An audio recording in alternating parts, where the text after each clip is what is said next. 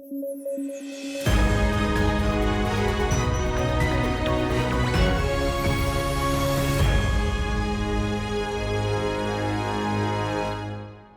News at 9 programme में आपका स्वागत है। मैं हूं अमृत उपाध्याय। आइए जल्दी से देखें आज की हेडलाइंस। टेलीग्राम के मालिक गिरफ्तार, टेलीग्राम पर लगे गंभीर आरोप, फ्री स्पीच की वकालत करता है टेलीग्राम। आरबीआई ने की यूएलआई की घोषणा, लोन लेना होगा आसान, यूपीआई की तर्ज पर लागू होगा यूएलआई। और 2025 तक अंतरिक्ष में रहेंगी सुनीता विलियम्स, स्पेस एनीमिया का खतरा, माइक्रो ग्रेविटी जिम्मेदार।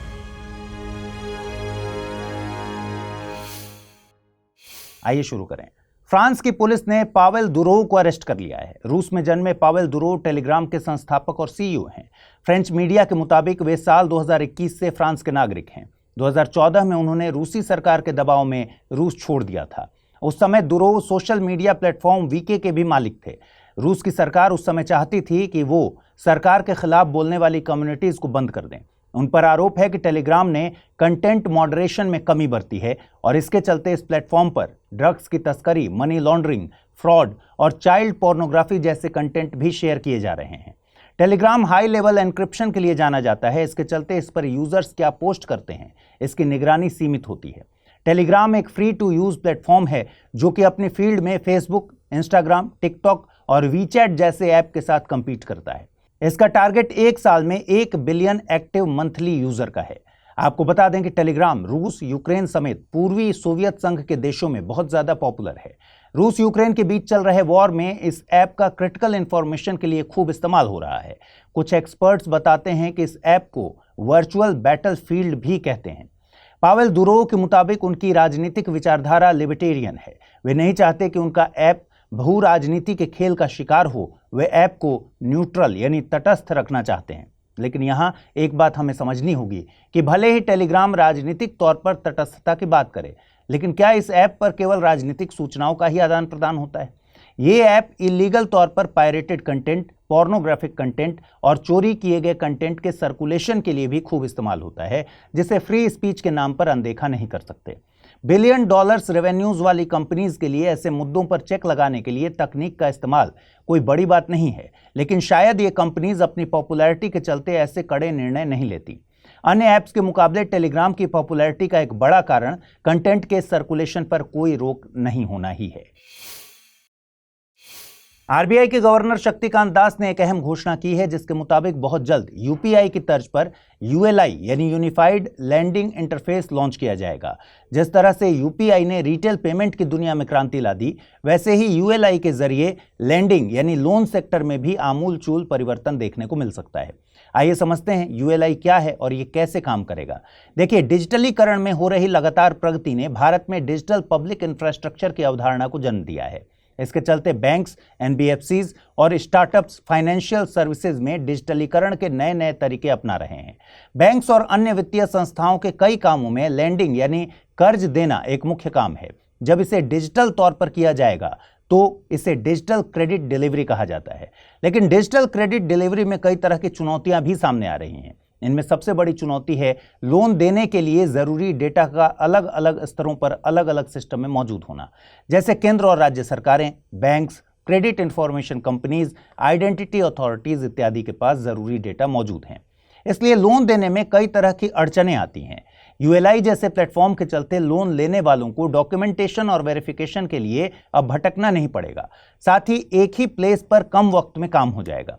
आपको बता दें, जैम यानी जन धन आधार और मोबाइल ट्रिनिटी को सरकार द्वारा लाभार्थी के बैंक खाते में सीधे नकद लाभ हस्तांतरित करने के लिए उपयोग किया जाता है। जैम यूपीआई यूएलआई भारत की डिजिटल इंफ्रास्ट्रक्चर की यात्रा में एक नई ट्रिनिटी साबित होगी। आप हिंदी माध्यम से यूपीएससी की तैयारी तो करते हैं, मगर क्या प्रीलिम्स एग्जाम के मुश्किल सवालों से घबराते हैं? इसका मतलब है कि आप स्टडी IQ IAS हिंदी के प्रतिज्ञा प्लस बैच के बारे में नहीं जानते। देखिए, 31 अगस्त से शुरू हो रहे इस बैच में आपको 2025 के प्रीलिम्स को टारगेट करने वाले 37 साप्ताहिक टेस्ट तो मिल ही रहे हैं। साथ ही सबसे बड़ी खुशी के तौर पर मिल रही है हर टेस्ट के फर्स्ट रैंकर को 11,000 रुपए की पुरस्कार राशि। टेस्ट शुरू हो रहा है इसी 8 सितंबर से हर रविवार, जो चलेगा 18 मई 2025 तक। रिजल्ट का ऐलान टेस्ट के ही दिन शाम तक कर दिया जाएगा।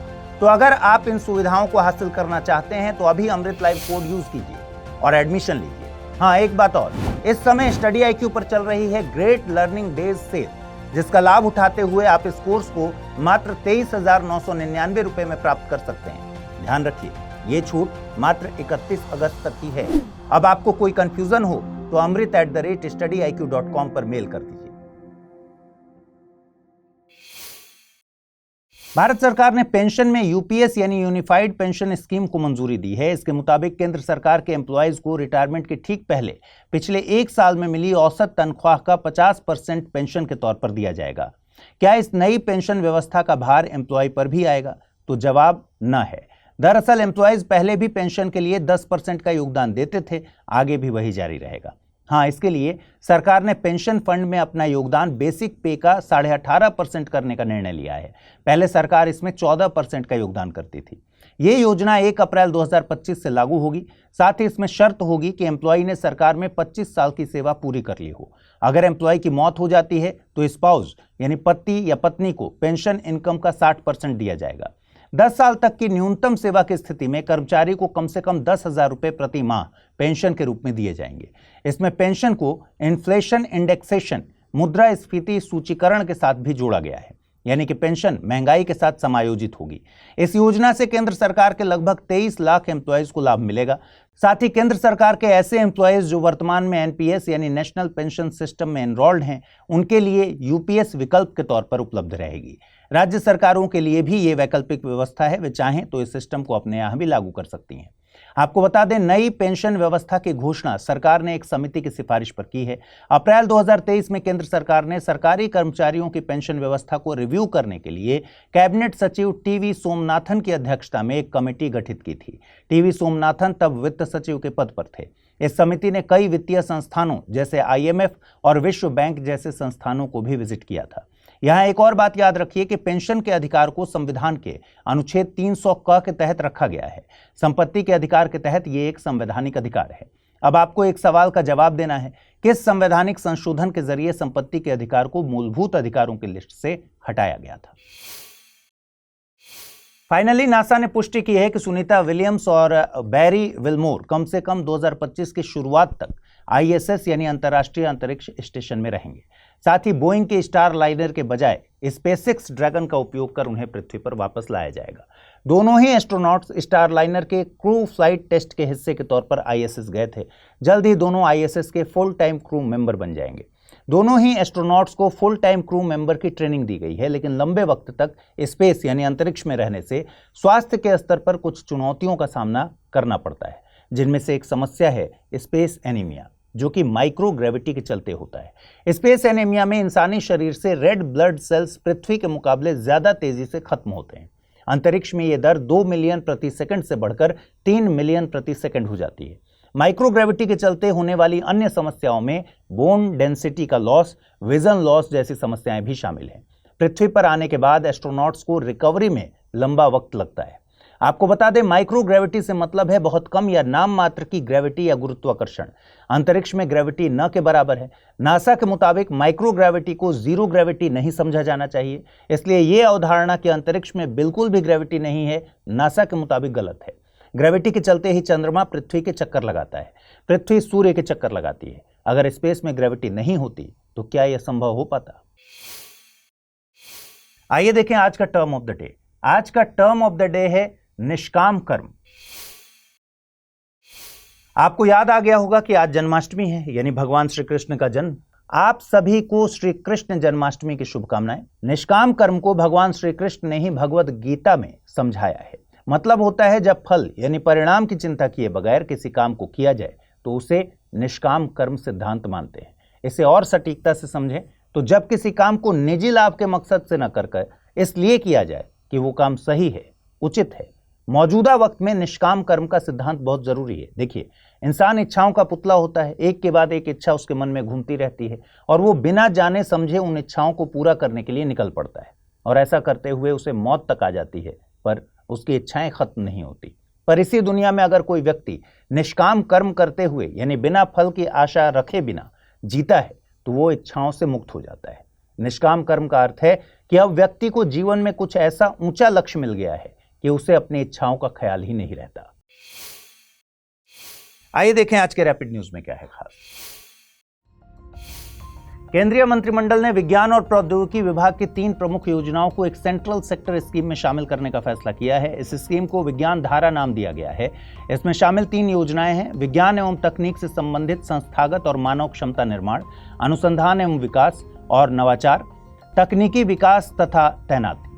विज्ञान धारा का मकसद देश में विज्ञान, तकनीक और नवाचार से संबंधित इकोसिस्टम को मजबूत करना और उसमें महिलाओं की भागीदारी को बढ़ावा देना है। योजना के 5 प्रमुख पिलर्स हैं: students, researchers, scientist community, laboratory में इंप्रूवमेंट और यूनिवर्सिटी सिस्टम में बेटरमेंट। साथ ही इसमें क्लाइमेट चेंज और नैनो टेक्नोलॉजी पर भी फोकस किया गया है। व्यापारिक और आर्थिक संबंधों को और मजबूत करने के मकसद से भारत और सिंगापुर के बीच आज दूसरी भारत सिंगापुर मंत्री स्तरीय गोलमेज बैठक सिंगापुर में हुई। इस बैठक में भाग केंद्रीय मंत्री निर्मला सीतारमण, पीयूष गोयल, एस जयशंकर और अश्वनी वैष्णव ने लिया। सितंबर 2022 में नई दिल्ली में शुरू इस गोलमेज सम्मेलन का मकसद भारत और सिंगापुर के आपसी संबंधों को और बेहतर बनाना है। सिंगापुर भारत में प्रत्यक्ष विदेशी निवेश का बड़ा स्रोत रहा है। 2023-24 के दौरान सिंगापुर से भारतीय बाजारों में 1177 करोड़ डॉलर का सबसे बड़ा निवेश आया है। वहीं द्विपक्षीय व्यापार के क्षेत्र में सिंगापुर भारत का 6ठा सबसे बड़ा वैश्विक व्यापारिक साझेदार है। ब्राजील के विदेश मंत्री मौरो विएरा 4 दिन के भारत दौरे पर कल नई दिल्ली पहुंचे। यहां वे विदेश मंत्री एस जयशंकर के साथ 27 अगस्त को 9वीं भारत ब्राजील संयुक्त आयोग की बैठक की सह अध्यक्षता करेंगे। साथ ही दोनों इस बात पर भी चर्चा करेंगे कि ट्रोइका के हिस्से के रूप में दोनों देश पिछले साल भारत की G20 अध्यक्षता के प्रमुख नतीजों को कैसे आगे बढ़ा सकते हैं। आपको याद दिला दें कि ब्राजील इस साल G20 की अध्यक्षता कर रहा है और G20 ट्रोइका में इस बार भारत, ब्राजील और दक्षिण अफ्रीका शामिल है। भारत और ब्राजील के बीच साझा मूल्यों पर आधारित बहुआयामी संबंध हैं। विदेश मंत्री वेरा की यात्रा 2006 में स्थापित सामरिक साझेदारी को और मजबूत करेगी और द्विपक्षीय, क्षेत्रीय तथा बहुपक्षीय क्षेत्रों में सहयोग के नए रास्ते तलाशने का अवसर उपलब्ध कराएगी। गृह मंत्री अमित शाह ने लद्दाख में 5 नए जिले बनाने का ऐलान किया है। नवगठित जिले होंगे जास्कर, द्रास, शाम, नुब्रा और चांगथांग। वर्तमान में लद्दाख में मात्र 2 जिले हैं, लेह और कारगिल। नए जिलों के जुड़ने से अब यहां कुल 7 जिले हो जाएंगे। आपको बता दें, भारत सरकार के द्वारा 5 अगस्त 2019 अनुच्छेद 370 की ताकतों को खत्म करने के बाद जम्मू कश्मीर और लद्दाख को केंद्र शासित प्रदेश का दर्जा दिया गया था। इसके बाद 31 अक्टूबर से जम्मू कश्मीर और लद्दाख 2 अलग इकाई बन गए। इनमें जम्मू कश्मीर को विधानसभा वाला केंद्र शासित प्रदेश बनाया गया है, जबकि लद्दाख को गैर विधानसभा वाला केंद्र शासित प्रदेश का दर्जा दिया गया है। भारतीय सर्फिंग टीम ने इतिहास में पहली बार आगामी 2026 के एशियाई खेलों में अपनी जगह पक्की कर ली है। एशियाई सर्फिंग चैंपियनशिप 2024 में भारतीय सर्फर्स द्वारा जमा किए गए रैंकिंग पॉइंट्स के आधार पर भारतीय सर्फर्स ने ये जगह बनाई। सर्फिंग को समुद्री लहरों पर सवारी करने की कला के तौर पर जानते हैं। इसे सर्फ बोर्ड पर खड़े होकर या लेटकर समुद्र में लहरों पर सवारी करके किया जाता है। आज सर्फिंग दुनिया में सबसे लोकप्रिय और पसंदीदा खेलों में से एक है। इसे प्राचीन काल में दक्षिणी गोलार्ध में उत्पन्न माना जाता है। जरूरत से पैदा हुआ सर्फिंग समय के साथ एक शौक बन गया और 1920 में इसे एक आधिकारिक खेल का दर्जा दिया गया। आइए अब जल्दी से देखें आज के बुलेटिन पर आधारित सवाल। पहला सवाल है, जास्कर, द्रास, शाम, नुब्रा और चांगथांग हाल ही में किस राज्य या संघ शासित प्रदेश के जिले घोषित किए गए हैं? जम्मू कश्मीर, लद्दाख, उत्तराखंड या फिर हिमाचल प्रदेश? अगला प्रश्न है, खबरों में रहे पावेल दुरोव का संबंध किस संस्था से है? एप्पल, मेटा, अल्फाबेट या फिर टेलीग्राम?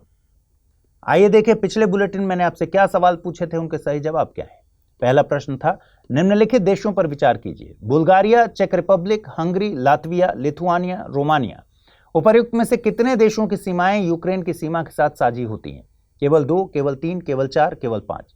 सही जवाब है विकल्प ए, केवल 2। अगला प्रश्न था, मैडिएरा द्वीप किस देश से संबंधित है? यूएसए, चीन, पुर्तगाल या फिर यूके? सही जवाब है पुर्तगाल यानी विकल्प सी। तो आज इस बुलेटिन में इतना ही। कल रात 9 बजे आपसे फिर से मुलाकात होगी। ख्याल रखिए अपना, ठीक से पढ़ाई कीजिए। इस बुलेटिन को जल्दी से लाइक कर दीजिए। आज पूछे गए सवालों का जवाब भी जरूर कमेंट बॉक्स में दीजिएगा। और अगर आपको इस बुलेटिन की PDF चाहिए तो अमृत उपाध्याय 007 टेलीग्राम चैनल है, जिस पर इसकी PDF रोजाना मिलती है। नमस्कार।